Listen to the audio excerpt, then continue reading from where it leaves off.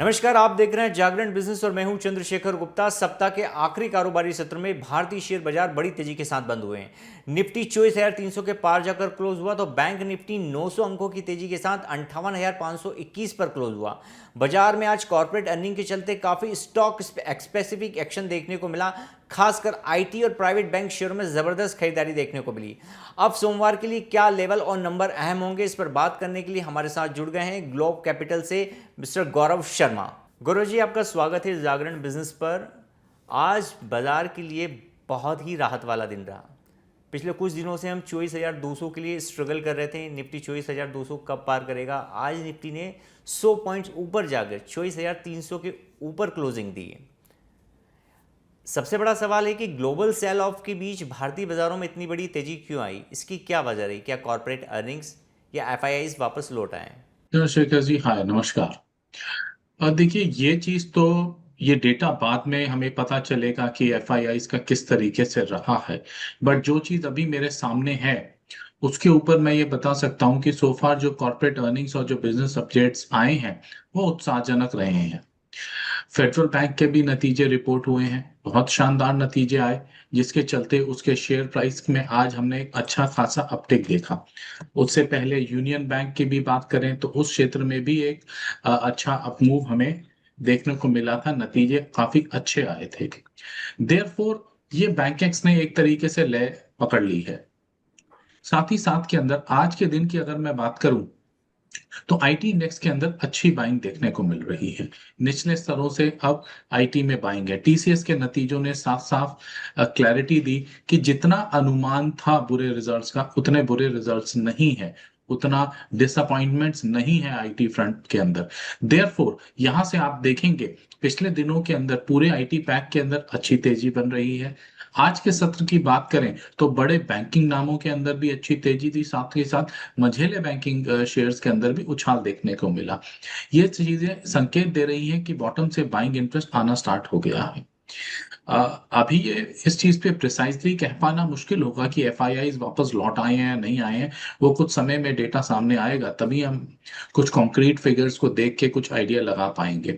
But अन्य चीजें जो डोमेस्टिक फ्रंट पे जो अभी बाजार के दौरान हमारे सामने आई हैं वो उत्साहजनक है। आज के दिन की एक खास बात ये भी रही कि ब्रॉडर मार्केट पार्टिसिपेशन मिसिंग था। चुनिंदा लार्ज कैप शेयर्स की बदौलत बाजार के अंदर ये तेजी देखने को मिली। रिलायंस इंडस्ट्रीज, एचडीएफसी बैंक, बड़े आईटी के नाम, इनके अंदर आज अच्छी बाइंग थी, जिसके चलते बाजार 250 पॉइंट की तेजी के बाद बंद हुए। मार्केट बेट फेयरली नेगेटिव थी। 2000 से ऊपर के शेयर्स लाल निशान नेगेटिव नोट पे बंद हुए और 1200-1300 शेयर्स में आज के सत्र में हमने तेजी का दौर देखा। देयरफॉर अभी भी एक मेजर पार्टिसिपेशन ब्रॉडर मार्केट की तरफ से बाकी है। निफ्टी इंडेक्स के लेवल्स फ्रंट पे बात करें तो लेवल अच्छा बंद हुआ है, लेकिन अभी भी बाजार अपने 200 पीरियड एक्सपोनेंशियल मूविंग एवरेज के नीचे ट्रेड करता है, जो कि 24,400 लेवल्स के अराउंड है। उसके ऊपर की क्लोजिंग बहुत ज्यादा अहम रहेगी भारतीय बाजारों के लिए। वो एक बार क्लोजिंग निकलती है तो हम 24,600 और 800 की तरफ आगे की जर्नी देख सकते हैं। बैंक निफ्टी की ऑन द कॉन्ट्ररी बात करें तो बैंक निफ्टी की पोजीशन काफी बेहतर है निफ्टी इंडेक्स के कंपैरिजन में।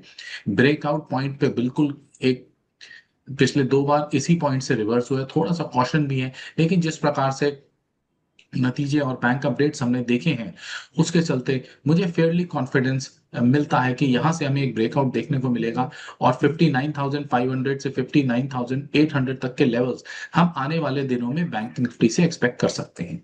गौरव जी, आपने बैंकिंग स्पेस की बात की। आज बैंक निफ्टी प्राइवेट बैंक्स में एक बहुत अच्छी तेज़ी देखने को मिली, खासकर जब फेडरल बैंक ने अपने Q1 रिजल्ट्स पोस्ट किए।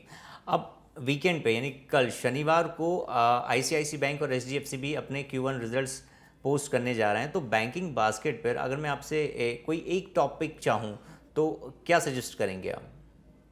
आज जब मैं दोपहर के शो में आपके साथ जागरण बिजनेस पे जुड़ा था तब मैंने फेडरल बैंक सजेस्ट किया था, बैंकिंग पैक से मुझे अच्छा लग रहा है, उसके रिजल्ट्स अच्छे आने की उम्मीद है। इनलाइन रिजल्ट्स आए और अच्छा परफॉर्मेंस रहा। मैं अभी भी पॉजिटिव हूँ on on on Federal Bank. जिन व्यूअर्स से मिस हो गया है, कोई भी पहली प्रॉफिट टेकिंग मिले, अगर आपको 340 एक के भाव भी अगर दिख जाते हैं इस शेयर में, आपको बाइंग कंसिडर करनी चाहिए। उसके साथ ही साथ आईसीआईसीआई बैंक भी काफी अच्छा लग रहा है। अगर कुछ पॉजिटिव सरप्राइजेस हमें आईसीआईसीआई एचडीएफसी के रिजल्ट से भी मिल गए, तो वहां भी हमें एक पॉजिटिव स्टीप एक्शन देखने को मिल सकता है। ऑफ लेट कई सारे नेगेटिव न्यूज के चलते एचडीएफसी बैंक के अंदर अच्छी खासी गिरावट आई। उनके एक सीनियर एग्जीक्यूटिव के रेजिग्नेशन के बाद जो खबरें चली, उससे निवेशकों का कहीं ना कहीं कॉन्फिडेंस हिला और बाजार में हमने प्रॉफिट टेकिंग देखी। 940 के भाव के अराउंड ट्रेड कर रहा था, 940 980 की रेंज में गिरता गिरता 750 के करीब आ गया है, अभी भी निचले लेवल्स पर ही ट्रेड कर रहा है। देयरफॉर आई बिलीव कि यहां से जैसे जैसे रिजल्ट्स सही आ जाएंगे, मुझे एक अपटेक की उम्मीद इसके में भी दिखाई देती है। 880 900 तक के लेवल्स की उम्मीद की जा सकती है आने वाले महीने भर में स्टॉक से।